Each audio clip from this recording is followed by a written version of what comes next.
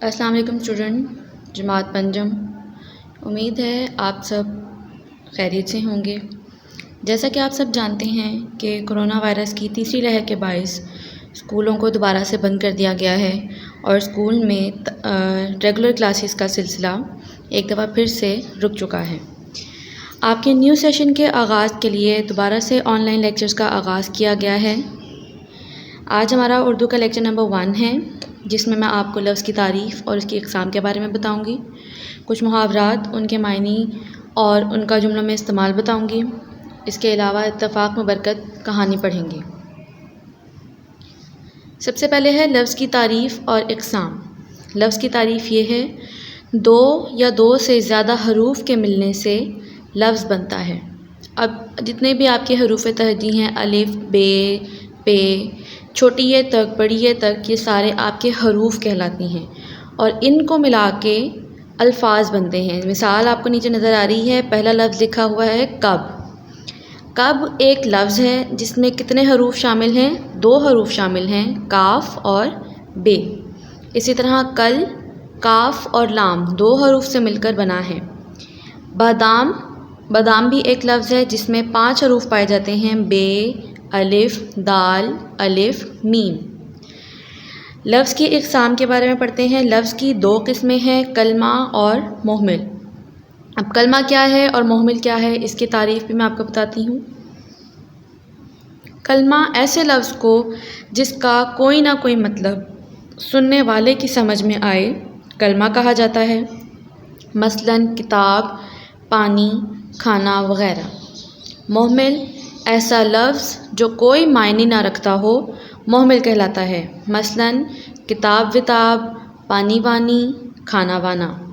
ان میں وتاب، وانی اور وانا محمل ہیں۔ کس طرح سے محمل ہیں کہ اگر آپ ان کو سیپریٹلی کسی کے سامنے بولیں، وتاب بولیں یا وانی بولیں یا وانا بولیں، تو کسی سننے والے کی سمجھ میں اس کا مطلب نہیں آئے گا، اس لیے ایسے الفاظ کو ہم محمل کہتے ہیں۔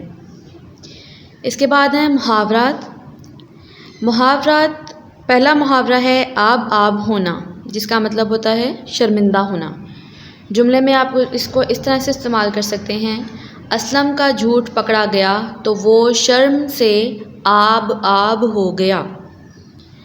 دوسرا محاورہ ہے آٹے میں نمک ہونا، مطلب کسی بھی چیز کا بہت تھوڑی مقدار میں یا بہت تھوڑی تعداد میں ہونا یا بہت تھوڑا ہونا۔ آج کے دور میں ایماندار لوگوں کی تعداد آٹے میں نمک کے برابر ہے، یعنی آج کے دور میں ایماندار لوگ بہت ہی کم ہیں۔ آسمان ٹوٹنا، سخت مصیبت پیش آنا یا پریشانی آنا۔ جوان بیٹے کی وفات پر بوڑھے والد پر آسمان ٹوٹ پڑا۔ اینٹ سے اینٹ بجانا، مطلب تباہ و برباد کر دینا۔ ہلاکو خان نے بغداد کی اینٹ سے اینٹ بجا دی۔ انگلی رکھنا، عیب نکالنا، مطلب کسی چیز میں نقص نکالنا، کسی کے کام میں کوئی نقص نکالنا۔ اس کا استعمال اس طرح سے ہے، میرے کام پر کوئی شخص انگلی نہیں رکھ سکتا، مطلب کوئی بھی شخص میرے کام میں کسی قسم کی غلطی یا نقص نہیں نکال سکتا یا عیب نہیں نکال سکتا۔ اس جملے کا مطلب یہ بنتا ہے۔ آنکھ کا تارا ہونا، بہت پیارا ہونا۔ احمد اپنے ماں باپ کی آنکھوں کا تارا ہے۔ آنکھیں بچھانا، بہت عزت دینا۔ قائد اعظم جہاں بھی جاتے لوگ ان کی راہ میں آنکھیں بچھاتے۔ آسمان سے باتیں کرنا، بہت بلند ہونا۔ کوہ ہمالیہ کی چوٹی آسمان سے باتیں کرتی ہے۔